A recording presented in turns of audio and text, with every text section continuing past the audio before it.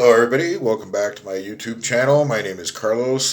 Today, I'm going to be going over the bench press, incline bench, and what we're doing to try to progress on these lifts in our basic overall bulking progressive PR type of scheme. So, today's session wasn't really anything too groundbreaking as far as weights or PRs or weight progression per se. Still treading water. What was groundbreaking today was finally achieving complete mobility and full range of motion on the incline bench press. This is a big deal. At least it is for me because I sustained a kind of a bothersome injury on my right shoulder a few months ago, and it's been healing well. It's okay now, but there is still the issue of full range of motion on the incline bench. So only bringing it down to a certain point, not all the way down to the chest. Thinking that further range of motion would really put a lot of strain on the shoulder, on the tendon, on the front delt. So today was no different. I started pyramiding up. Started with one plate and then just added 5 kilos until I got up to 245 pounds or 110 kilos with the partial range of motion, trying to bring it down as far as I could. On the pyramid back down, which is what I usually do, I'll go up to 245 and then I'll back down to 200 and pyramid down for further reps. On the very first rep, I accidentally let the bar go all the way down to my throat, and it was like whoa! I felt the stretch there. It felt a little bit like a twinge, but I said, oh, it's here. I got to push it up. So got that rep up, and that voice in my head said, just do complete range of motion. Bring it down all the way to your chest. Open up your chest. Bring back your scapula. Retract your scapula, and push up with your chest. And I managed to get 4 reps like that, but it was like completely revolutionary in my mind because I was very fearful. Fearful isn't the word. Yeah, I was cautious. I didn't want to hurt myself again. It's very painful, and to have a shoulder injury is very debilitating. You can't do a lot of normal everyday activities also, so it can be very, very, very debilitating. So yeah, there was a bit of fear there. But having done that set with those 4 reps, I said, okay, now I understand what's going on here, and I'm going to have to eat some humble pie and rethink my benching scheme. I've been doing this with my squat. My squat is now a full range of motion. The deadlifts, all these things have been, they're being corrected at this late stage of the game, right? After 10 years of lifting, I should have known better, but that's one of the things. You should never be too old to learn. So, and I see this in the gym every day. People just ingrain bad habits, and they get too knowledgeable for their own good. They get too experienced for their own good. They can't be taught anything. They will not reconsider or change any technique or anything like that is lacking or faulty, and it's all ego. mostly ego. In my case, it's like, well, why did I want to change my squat? Because of these videos. I mean, watching myself on video and watching me do heavy squats, I noticed that I wasn't satisfied. It's just that's not what I want to see. I want to see full, complete Olympic-style lifting range of motion. Is it necessary to build muscle? I don't care.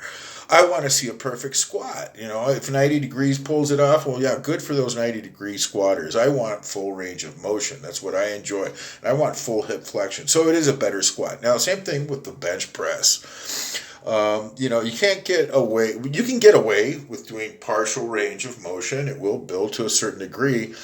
But having that set accidentally fall on my chest and having to push it up from a compromised position, I guess, led me to understand that my chest is very weak compared to my delt muscles.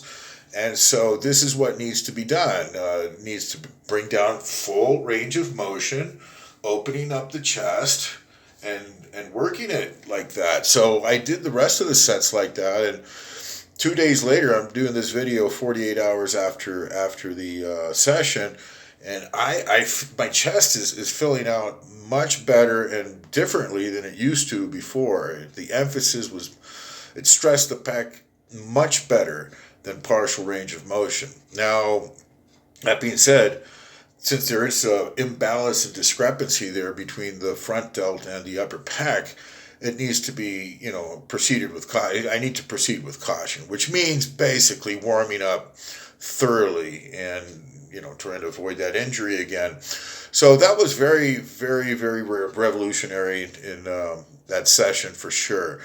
I can expect great benefits from that. I can see how my chest will start to develop and increase in size and mass now more optimally than it was doing before. So yeah, that was great. Then moved on from the incline to the flat bench, which during the process of rehabbing the shoulder, I couldn't even lift my arm. The last 2 sessions, I've been able to lift weights. The first session, or this is like my 3rd session on the flat. The first session, I went up to like 100 pounds. I'm talking about just the bar. And I had difficulty raising the bar because it was just hurting. It was like, ouch. But I finally found the groove, opened up the grip a little bit, and especially retracting the scapula and pushing up more with your chest. So the first session got up to 100 pounds. Second session, I got up to 175 pounds. Then the one after that, I think I went up to 200. And this last session, I was able to do a 225, which is a 2-plate bench press. So I'm overjoyed with that. It's working. It's coming right along. I can see myself benching heavy again for reps. And with the flat bench right now, it's all about technique, wide grip, and pausing on the chest and getting the bar angle, perfecting the bar angle. So it was very productive. All I did was bench press. When I'm doing these, especially this rehab type of scheme, it's all I do. I'm not doing any accessory movements for the chest. I'm only doing my proper warm-ups and incline and flat. So it was 17 sets. Some people might say, well, that's a lot of volume. That's too many sets. But consider there's a lot of feeder sets. There's a lot of back off sets that, I'm not doing maximum weight. So I have to compensate with more volume. And it's feeling good. Like, next session, I plan on increasing the weight. What can I say? Increasing the reps and just increasing the workload. So the total workload went up from 12,500 pounds up to 15,000 pounds for this particular session. I'm striving to hit 20,000 pounds within those same sets, because you can always extend sets more and reach whatever total weight you want to hit. That's not the idea, is to increase your work load and your work capacity within a determined frame, within a certain, standard without exceeding too many sets. So right now it's between 15 and 18 sets per workout between the 2 exercises. Now, the other thing that I'm incorporating is more pulmonary work, more aerobic at the start and at the finish. I know it's not recommended to do hardcore cardiovascular pulmonary work before your session, so I don't. Nonetheless, I did 15 minutes on the treadmill with 3 sprints. I haven't done running or sprints in like years, a long time. I did hill sprints during the quarantine back in 2020, but those, short sprints, 80 meter, 100 meter sprints. That was pretty good back then. It really helped me get into shape during the quarantine and increase my oxygen intake, which also helps with those high weight, high rep PR sets, for sure, especially on the squat. So today, did three sprints on the treadmill. I think it was 8, 9, and 10. It's, in kilometers, not in miles. So it's not really that fast, sprinting there for like a minute, bring it down and just walk normally, with an 8 on the incline and 5. So it's pretty mild. It's a good way to kind of ease into the workout, but I feel like my body gets triggered with those short sprints. It's like it remembers something, because I'm originally a runner, basically. When I was a kid, when I was a young man, I used to run. So incorporating that as of the last 2 sessions. Now, I finished also with sprints. So after my bench press, I went to the treadmill again and did another 15 minutes. And this time it was just 2 sprints, but I took them a little higher. I went up to 10 and 11, and it's feeling good. I mean, I feel like I run a lot faster for a lot longer, but that's not my shtick. I don't want to be a runner. I don't want to be tall and lanky. I want to build muscle mass. So, high intensity cardio or pulmonary, as I like to call it, on a note, I think calling it cardio is backward. You cannot control your heart rate voluntarily. You can control your breathing, and it's all about the breathing. If you can control your breathing, you can modify and modulate your heart rate. So the first thing that you should be focusing on when you are on a treadmill or any activity that requires you to get your heart rate up is to breathe properly. That's what you want to do. You want to be focusing on your breathing, not on the monitor and looking at your heart rate. That's backwards. I just say it. I'll always say it. The media and everybody out there has tried to promote this cardio thing, and it's good to have cardiovascular health, but they have it backward. To promote cardiovascular health, you should promote, first of all, proper breathing and VO2 intake, your oxygen intake. That's what's modifying everything, all these processes in the body and helping your heart rate to get into optimal, condition. So yeah, looking at your heart rate monitor is valuable, but it's much, much more important to focus on your breathing. That's exactly what I did, especially on the second treadmill session with the top sprint at 11. It's just a minute and 10 minutes, minute and 10 seconds, I'm sorry, approximately. I'll try to bring it up to like 2 minutes in the future and increasing the velocity of the see how fast I can do these sprints. And it works. I mean, it's feeling really good. So anyways, the idea behind the increased cardio also and incorporating at least 3 or 4 times a week is these PRs on the squats especially are very taxing on the lungs. You gas before your legs go. At least that's part of the issue. Not totally. It's a lot of it's just mental. Is finding the strength to just continue when you would normally tap out. I mean, under normal circumstances on those PR sets, I would stop at 5 or 6. Perhaps if I was brave, I'd go to 7.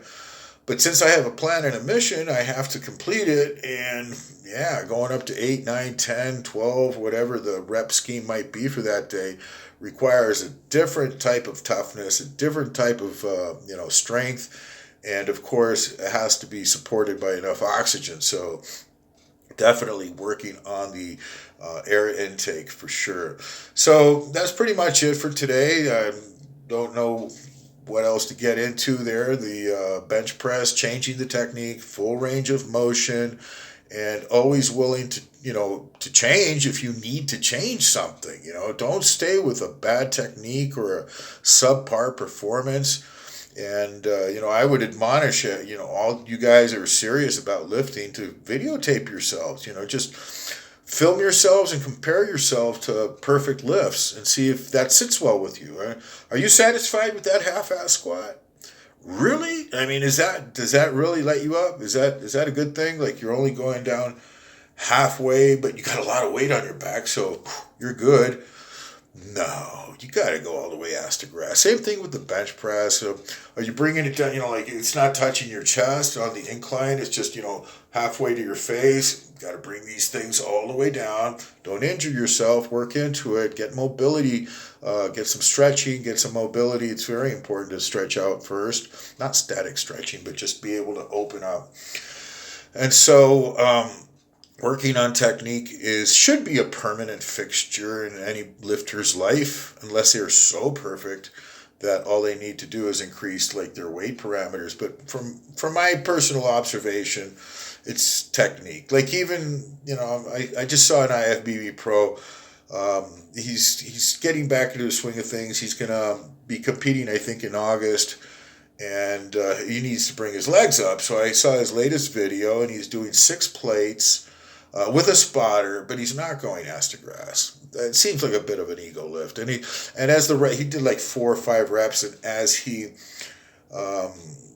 as he's going into the set, he's finding range and going lower and lower. So I understand that he understands that you need to go down. He can't go down because it's too heavy. He's trying to lift a lot of weight so he can build up his mass again, but that's not how it's going to properly be done. Probably be better served bringing it down a bit, maybe to 5 plates or 4.5, and going all the way down, making the hip flex. Got to think about hip flexion. Flex your hip. It's not so much your knee. The legs will follow. Your legs will be in full knee flexion if your hips are all the way down. And then you'll have better, synchronicity with your entire body, better development. Guys with the best legs have full range of motion. Guys with the best pecs, like Arnold Schwarzenegger, had probably the best pecs in all of bodybuilding history. They really, really focused on stretch and load. Stretch and load. Stretch the pec muscle under load and then flex.